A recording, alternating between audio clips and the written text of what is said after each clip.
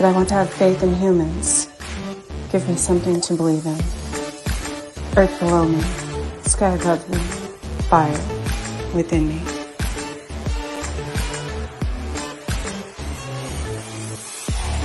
Brought to you by UPRN Network. I'm Trish Moe, and this is The Missing Piece.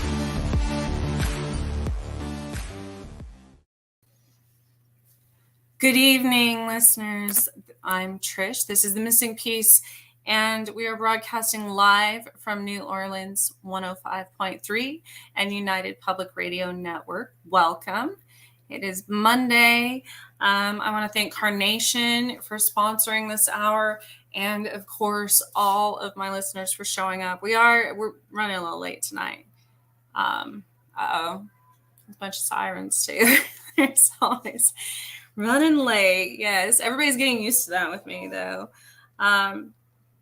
So I wanted to talk about, the network has had on so many amazing mediums in the last, forever. But especially in the last few months, we've had some amazing, I know, Chasing Prophecy. We had June Ahern on recently. Outer Realm had, and Bigfoot and the Bunny had Ellie Molina. There was, Church of Mavis had Jim Hunt. There's been so many. I had Uma Shankari on a few weeks ago.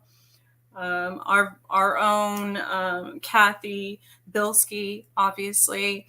Ken Edwards was on my show as well. April Bussett from Horsefly. There's so many. You can go back and reference some of our past shows for all of the amazing talented mediums we've interviewed, and that's not what I wanted. So I don't want to address those things that have already been covered, and how people answer direct questions, that our listeners maybe have called or messaged in about something pertaining to their own lives or someone they wanted to contact. What I wanted to discuss is how we do it. Not necessarily how, but the different types and kind of the history. And what's amazing to me is the fact that there's so many skeptics to the very existence of spirits, but most people agree that people have a spirit or a soul, because that has been documented since the beginning of time in almost every single civilization known to man. Every single religion, every holy book across the globe, there has been some documentation of the presence of spirits and a soul existing. So most people can believe in that, but it's hard for a lot of people to believe that, for whatever reason, that can manifest or even have an intelligent presence, I guess, in our lives. So I kind of wanted to go over that. So there's a few things that is, as humans, we kind of argue. So first, the person or being who we often think about it in this manner, the person or being who thinks in us during life do we stop thinking after we die? That's kind of illogical, we just go to nothingness. Okay. A lot of people have that belief, and that's fine. But the ones that don't, so say you have your own personality, you have your own intelligence in this life.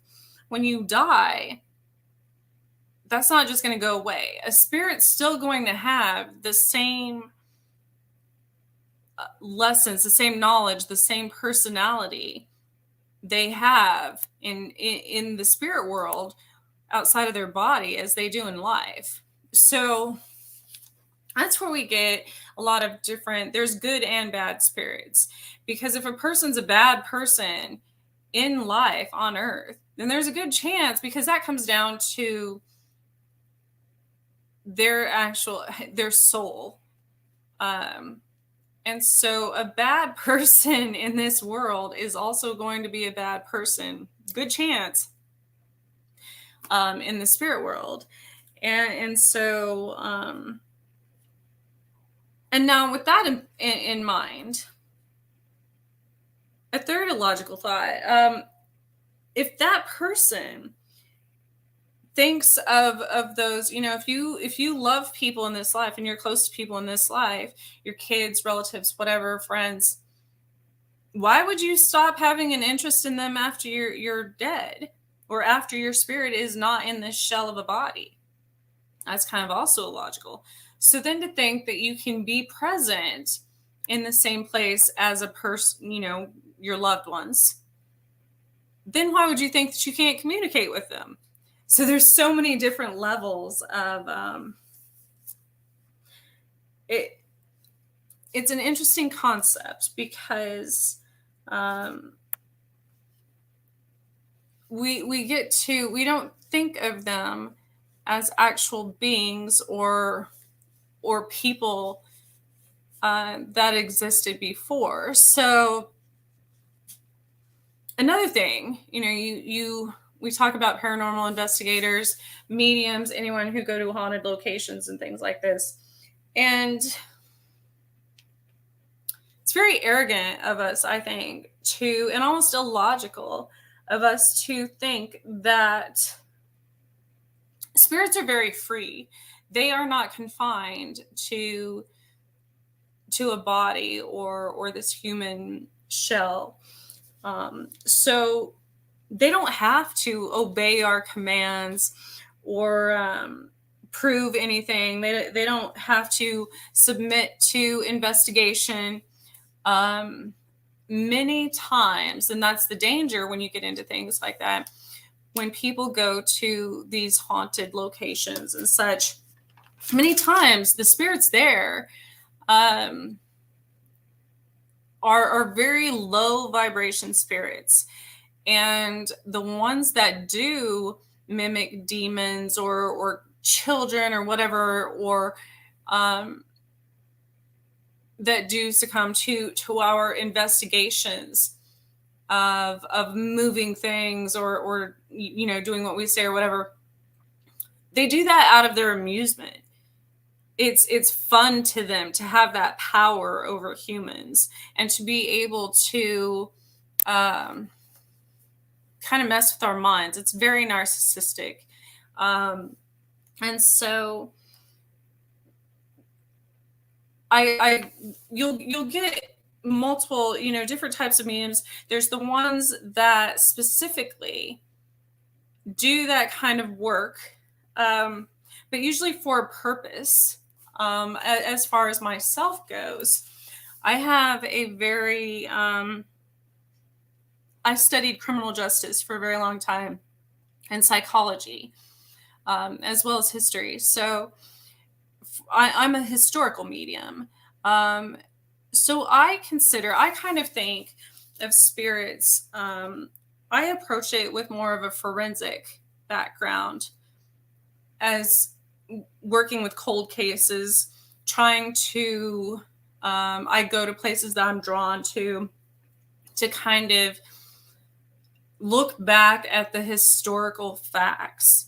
And many times they're trying to bring my attention to something that was inaccurate in our history, in written books, in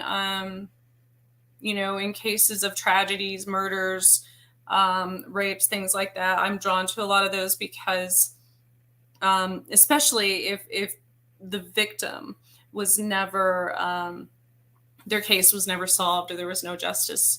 So for instance, when this first happened, so I'll back up. When I was little, I encountered many, many spirits everywhere, because everything has a spirit, which most people don't think. Plants have a spirit, animals, everything in this world has a spirit. And so they're able to exhibit emotion and things like that. And when I would encounter these spirits in my house, and tell my parents and everything, and they didn't believe me, nobody believed me, I didn't realize. So I kind of realized it after a while, but there were certain ones that were just passing through. There were certain ones that were interdimensional beings, your ETs and things like that. There were others that were always there and have always been there in my life. And so that's what we like to call our spirit guides. Now, the first time, I guess, I had the experience, I lived in all these haunted locations. I could see them. I never once paid attention to messages of any kind, put any correlation together. I just thought, like anyone, like investigators and such, that I could see ghosts. Okay, well, for what purpose? I never questioned that because I was afraid of it. So then it got to where I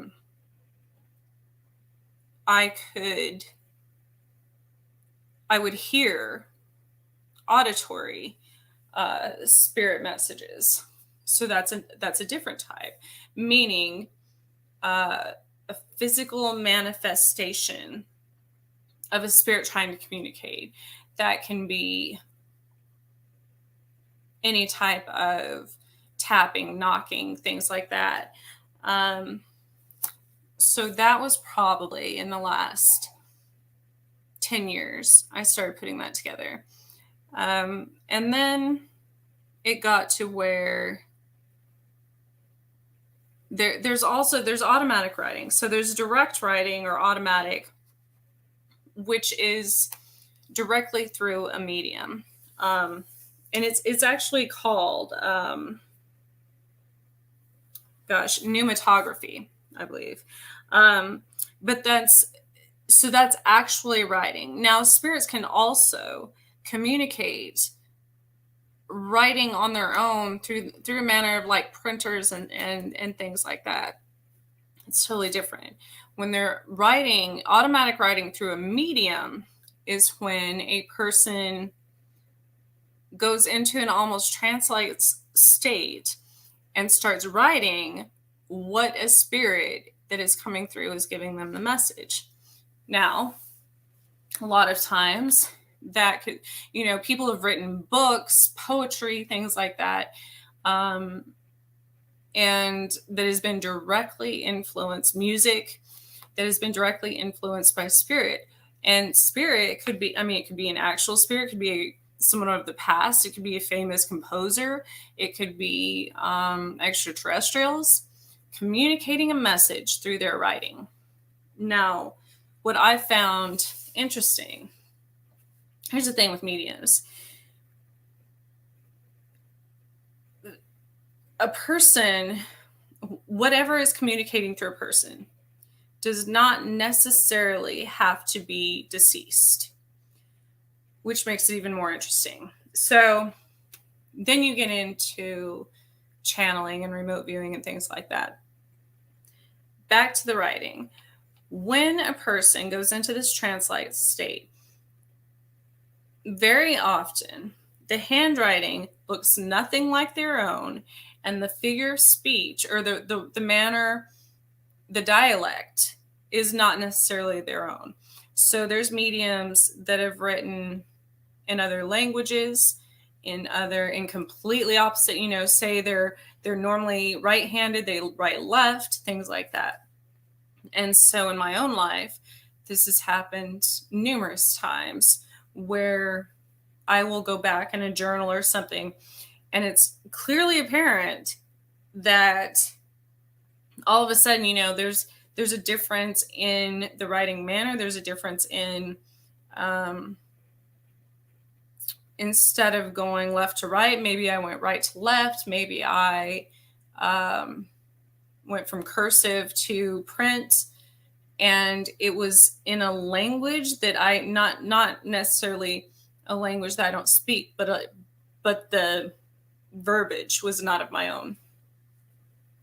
Now, when I go back to saying not all spirit communication is from the deceased, there has been times that, okay, for instance, I was working with my sister one time, and we had been writing things down, and I literally just being in close proximity to her energy, or maybe even her thought process. When you're on the same frequency as another person, you can often start transferring thoughts and things like that. It's telepathic communication. But this came across in my handwriting. So I was unconsciously, there's your conscious decisions and unconscious decisions. I was not purposely doing this. I started writing exactly like her. I don't do that on a normal basis, obviously. I've never done that. But it was interesting that we were in the same space in close proximity, and I started writing like her. Because I did it by accident. I literally picked something up, and I thought it was her handwriting, and it was not. She said I wrote that. So now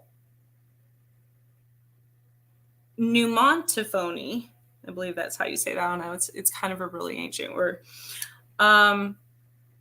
Is where spirits produce noise. Here's my thing with that. When you're talking about mediums and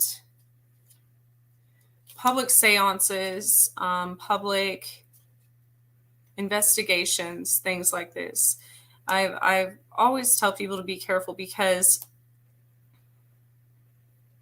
again, if you're asking spirits to do something specific, if you're saying, which happens a lot just because we always want confirmation of stuff, but if you're saying move this ball and there's 15 people in the room,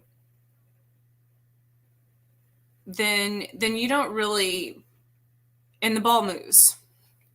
How can you prove that it is coming from a spirit and not the manifestation and energy of all the people in the room? Because if you're saying move this ball and there's 15 people thinking that the ball is going to move, and it could be the people's energy causing that reaction rather than any outside source. So that's something that I always tell investigators as well. But another, that also goes back to, unless you're dealing specifically with a child, a lower vibration spirit. And a lot of mediums will absolutely not deal with lower vibration spirits, because what happens when you're dealing with lower vibration spirits, you literally, as mediums, to protect ourselves, we tend to try to keep our vibration very high, so we're not affected by the negativity. We do not become overpowered, because a lot of the lower level ones find amusement in even possession, things like that, manipulation of the living, all of that. And so in order to communicate with the lower level spirits, we actually have to lower our vibration as well, to kind of be on that level to communicate with them. Now, sometimes this is beneficial only if you're going to receive something as an outcome, say an answer to a cold case investigation, or something in science that might help be of use in the present moment. So that's something to keep in mind. The same with Ouija boards, things like that. the energy of the human mind is capable of so many things that you don't know whether that could be, in hypnotherapy, they teach us using pendulums and Ouija boards and things like that. They teach us that that's actually our subconscious or higher conscious mind moving and giving us those messages. So you never know if it's coming from the living in your environment, the medium, or an actual spirit. So that has to be discerned. Now, there's so many. As far as the living often manifests in other people's environments more often than actual deceased people. And let me explain that. So, remote viewing, for instance. The first time I did this completely unaware. My daughter was being bullied at school, and our energy is very closely related. I mean, we're very close. So, and as with any mom, of course you get defensive and you get to where you want to be able to protect your children and things like that. She was being bullied at school, and so the next day she came home. She went to school. She came home. And she said she ran in the door. This was probably kindergarten, first grade. She ran in the door saying, "Mommy went to school with me today." And I'm like, that's weird. What? So what happened, probably as an overprotective mother mechanism and defense mechanism when someone's hurting our children or we think they are or whatever, I subconsciously remote viewed through her while she was at school. Now, most people would say that's impossible. No, this has been a thing. People have been remote viewing and channeling, and that's probably since the beginning of time as well. So there's a difference. Also, I can tell, especially after hypnotherapy training and things like that, when someone is trying to remote view through me or trying to access my mind as well. And a lot of times people aren't aware they're doing that. It happens when someone, if someone's thinking about you, they literally send, it's like old school. It reminds me of old school telegraphs or telegrams. A message is sent across the universe. You could be halfway across the world for that matter. And it sends out a signal, and you literally, it goes to that other person. So that happens when you think of somebody, all of a sudden someone you haven't seen or heard from pops up in your mind and they call you a few seconds later, or things like that. It's when you get on the same frequency and that person enters your energy. Now, when someone is remote viewing through me, I've noticed, and you have to be very careful who you purposely and intentionally share your energy with, because that makes an energetic imprint on you for the rest of forever, unless you can consciously separate yourself from that. So anyone you've ever worked with, any friends, any relationships, things like that, this is why those things keep coming back up. Because even if a person is talking about you, if they are thinking about you in a negative way, if they're thinking about you in a positive way, energy is so effective that it affects that person. So if a person is trying to remote view through me, I see them, depending on what they're doing, almost like it's a transparent object almost, or person, or whatever's in front of them, or because it works both ways. It's like two neighbors in a house next to each other looking into each other's windows. Um, that's how remote viewing works. So it presents itself in my atmosphere. When you see in movies, like a person was just made of water, so almost like a translucent, transparent form of a, and that's how I know that the difference between, which makes sense because people are water, so basically almost completely water. That's how I know that it's the living, it's a living spirit rather than a deceased one. And so another one of the first times that which I've still got to do, I have to do research on and visit the exact location, because there's two other types. There's mediums that use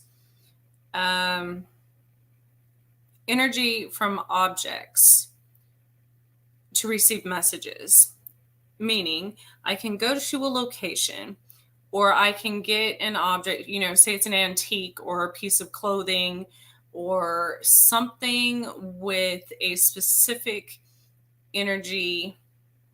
If you're looking for a missing person, say, or you're trying to figure out who that object belonged to, you can touch it and see the history. It's almost as if everything leaves. If you think of everything in the universe as a computer, everything leaves cookies. Everything leaves breadcrumbs. Everything has a history folder file. And so you start from there. That's your target. That's what it's called in any channeling, remote viewing, mediumship. You have a target, whether that be a person, if you have a relative that's been deceased, if you have a missing person, if you have, again, like I said, that person does not have to be deceased. Say you're trying to find someone. That energy goes out. It's a little ping, a little spark in the universe. And that's where you start. So you start at this target and expand from there. Much like forensics. In forensics, they start at the scene of the crime. That's their target. And they go from there. They look for evidence around that. So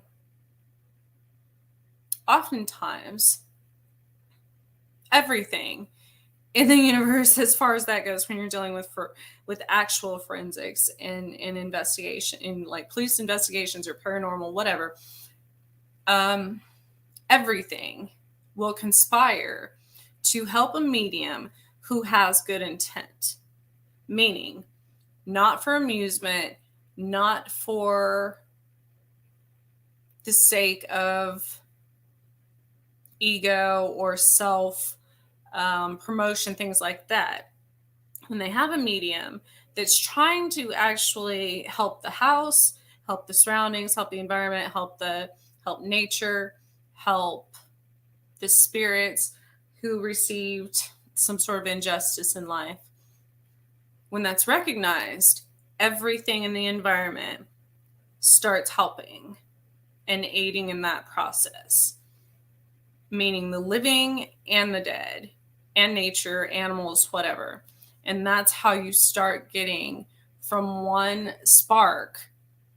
It's like putting, when you have a light, and if you have a floodlight, that creates pieces of its fragments, and it's chaotic, and that's just spread everywhere. And so you can't do that. So when you focus on one thing initially, it's like putting a flashlight in a tube. And that makes it a much easier process, almost of elimination, to either go back in time or back through evidence or whatever the case may be, back through someone's health records. Hi, Jeff. That's the only chat room I can see right now. So, but when you do that, it that's how the process starts, and then it's almost like law of attraction.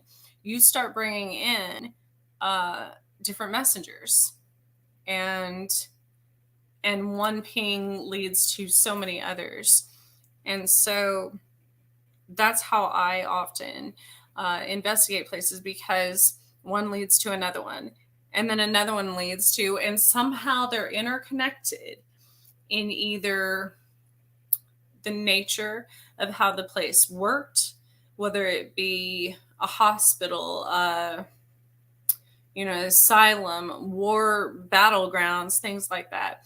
And there is always a message that can help us in the future. And so that's very important as well. Back to the first time, and I wasn't even consciously aware that I was capable or that this was happening. I had a dream about some little girls, had no idea who they were.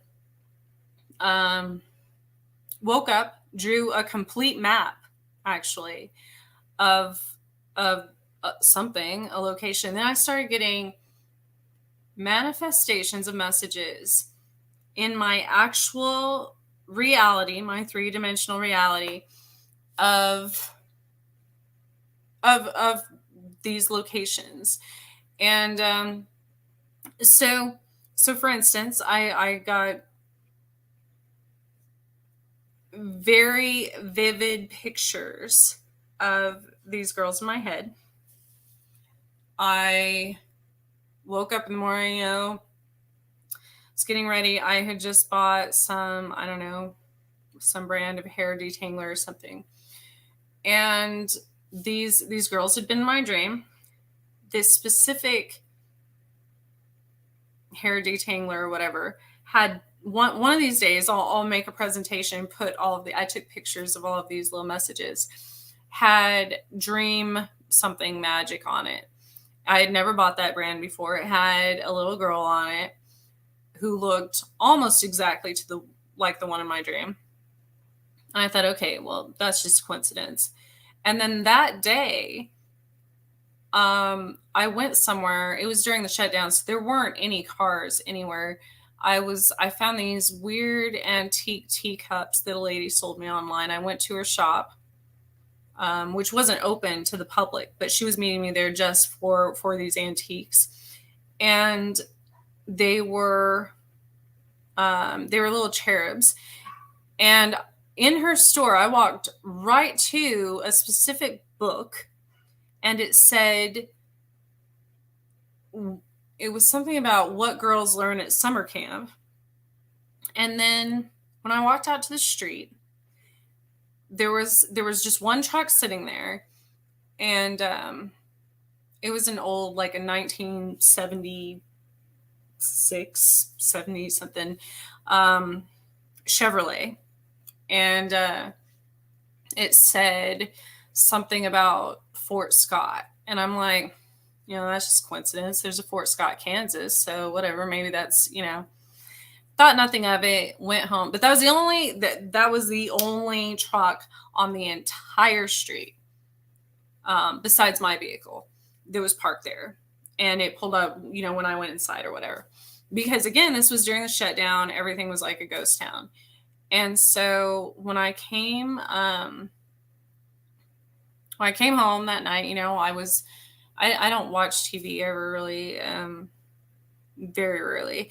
And so I was doing something in my office. My TV came on, and there was a documentary, and it was about the Fort Scott Girl Scout murders of 1970 something. And all of a sudden, these girls' pictures started flashing across the TV, and they were the exact girls in my dreams. So I looked up the map. It matched what was at that campsite. Now, here's the thing about this. I had never heard of this case in my entire life. I had never seen anything about it. I was completely unaware that it ever happened. I wasn't even born when it happened. So, and there were physical messages in my life that very day that all kept coming back to the same thing. And that's the thing with why mediums always have such a, especially when it comes to forensics or messages about danger, things like that. Because if we don't get that message out there, if we don't solve that case, if we don't, I guess, do what those spirits are kind of trying to ask us to do, it doesn't stop. And it manifests itself in our bodies physically as illnesses. So there's so many. I see people. There's a lot of times that I can look at a person and know that they're going to die soon because their aura looks differently. And usually it happens very quickly after that. You know, it's usually I'll see someone and get a weird vibration, I guess. And then all of a sudden the next day I see that they were in a car accident or something happened. And it's something that has happened more since I had a few near-death experiences. But again, the ability to see spirits has been present my entire life. I just didn't understand what I was seeing. So I think there's so much more to learn and to discover as far as the world of spirits. So I think that's a complete other show, but we are out of time tonight. And I want to thank everyone for listening and joining us. I have Patty Negri on next week, and she's infamous as far as her mediumship. So please join us. Thank you for listening, and good night.